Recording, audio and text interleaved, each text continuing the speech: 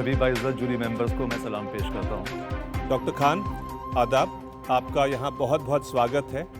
हम चारों आपसे मिलने के लिए बहुत इच्छुक हैं।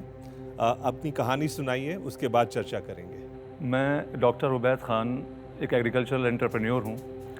एक बहुत ही साधारण परिवार से हूँ मैं। मेरे पिताजी पंतनगर एग्रीकल्चर यूनिवर्सिटी उत्तराखंड में एक बहुत ही छोटे पद पर कार्यरत थे।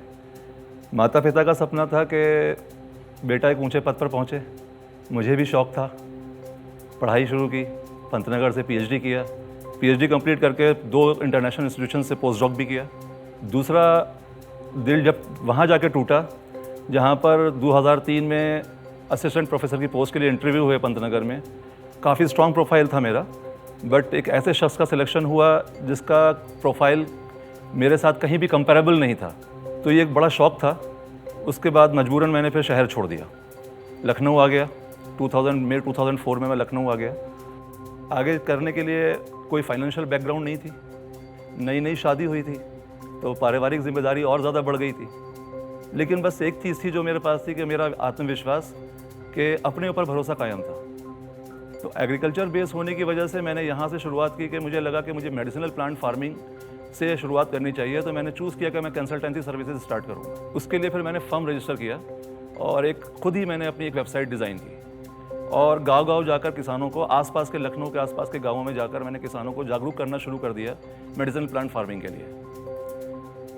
जागरूक होना शुरू हुए किसान और इस तरफ आने लगे। उसकी वजह ये थी कि ट्रेडिशनल फार्मिंग में अभी तक किसान जिन परेशानियों से जूझते आ रहे थे, उन सभी परेशानियों का समाधान मेडिसिनल प्लांट फार्मिंग में था, medicinal and aromatic plant farming में था। लेकिन यहाँ भी फिर नए चैलेंजेस थे। जब लोगों को जागरूक करना शुरू किया तो जागरूकता बढ़ी, लोग आने शुरू हुए। लेकिन आसपास के गाँवों में एक लोकल नेक्सस जनरेट हुआ। एक गिरोह कह लीजिए, एक गिरोह था एक कुछ लोगों का ऐसा, जो कि एक ऐसे सिस्टम के अंदर काम कर रहे थे। जैसे सपोज मान लीजिए कि आपका फर्टिलाइज़र्स की शॉप है, वो फर्टिलाइजर की शॉप से सारे किसान फर्टिलाइज़र्स बाय करते हैं। हम जिस सिस्टम को लेके आ रहे थे वहाँ पर हम कोशिश कर रहे थे कि नेचुरल फार्मिंग की तरफ लोग आएंगे, क्योंकि मेडिसिनल फार्मिंग को बहुत ज़्यादा न्यूट्रिशन की ज़रूरत नहीं होती है। तो अगर वो उसके तरफ आते हैं तो उनके फर्टिलाइजर्स की सेल खत्म हो जाएगी। वो नहीं चाहते थे कि किसान वहाँ से हटे। या हम केमिकल फार्मिंग से शिफ्ट करके उनको धीरे धीरे नेचुरल या ऑर्गेनिक या बायो फार्मिंग की तरफ लेके आ रहे थे, जो कि मेडिसिनल फार्मिंग में बहुत ईजी है, जो कि कन्वेंशनल फार्मिंग में इतना ईजी नहीं है। एक तो आप पढ़ाई लिखाई में बहुत तेज़ थे, इसलिए पीएचडी आपने की, लेकिन वो दिमाग का काम होता है। लेकिन जब अपना बिजनेस आप करोगे, आप फार्मर्स के साथ काम करोगे, तो वो तो एकदम कई बार मैनुअल लेबर भी करना पड़ेगा। आपको धूप में चलना पड़ेगा, आपको लोगों से बातचीत करनी पड़ेगी। तो ये शिफ्ट आपके लिए मुश्किल था या आसान था? मतलब नहीं, कैसा बहुत आसान नहीं आपका था। एक्सपीरियंस? बहुत आसान नहीं था, क्योंकि रिसर्च के फील्ड में मैं उस टाइम पे फार्मर्स फील्ड पे ही काम करता था। बहुत सारे फार्मर्स के साथ हमें प्रोजेक्ट ट्रायल्स के अंदर काम करने जाना पड़ता था। लेकिन हाँ, ये बात बिल्कुल ज़रूरी है कि बताना कि जब मैंने नौकरी छोड़ी, तो नौकरी छोड़ के जब मैंने गाँव-गाँव जाना शुरू किया, तो मेरा तो मैं मोटरसाइकिल से जाता था। उस वक्त मेरी कोई फाइनेंशियल ऐसी स्थिति नहीं थी कि मैं कार हो मेरे पास या कुछ, और गाँवों में कार से जाना आसान भी नहीं है। तो मैं मोटरसाइकिल से जाता था, पूरा दिन जाता था। सुबह 5 बजे निकलता था, रात को कई बार 11 बजे घर में आता था लौट के। तो बिल्कुल भूत बन जाता था मैं। उबैद भाई, आपकी कहानी सुपर 30 की कहानी। बिल्कुल, मुझे भी वही लग रहा है। जी सर, जब आप अपना काम शुरू किया तो माफिया लग गया, हमारे पीछे भी लग गए। तो बहुत अच्छा लगा आपके संघर्ष की कहानी को सुनकर।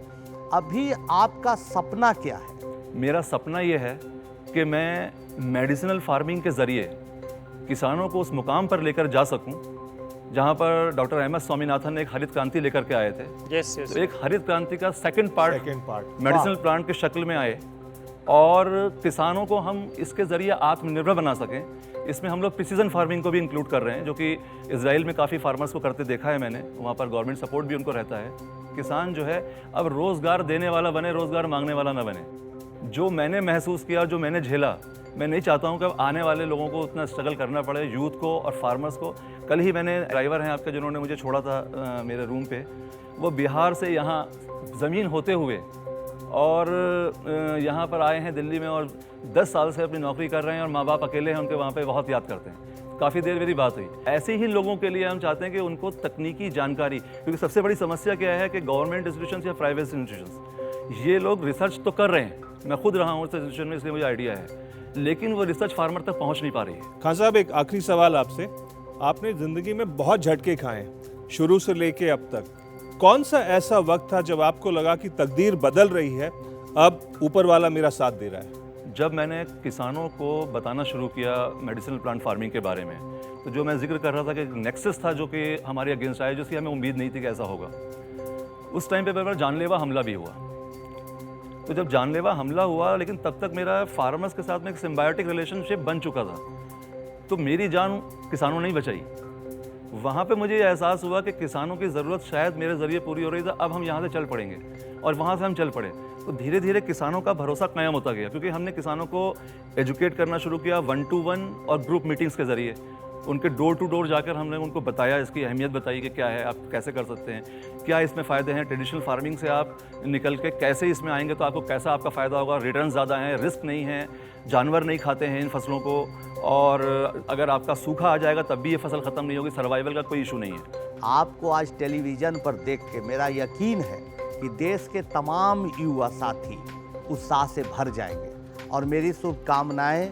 सर, तो बस एक जुमले के साथ अपनी बात पूरी करता हूँ। जरूर जरूर जरूर। कि बातें बहुत हो चुकी हैं, अब एक्शन का समय है। कहते हैं कि वो एक जुमले के साथ करूँगा पूरी, कि बहुत हुई अब विकास की बात, अब किसान फिर से तैयार है रचने के लिए एक नया इतिहास। क्या बात, क्या जय बात हिंद। है, बहुत अच्छा। जय हिंद। बहुत।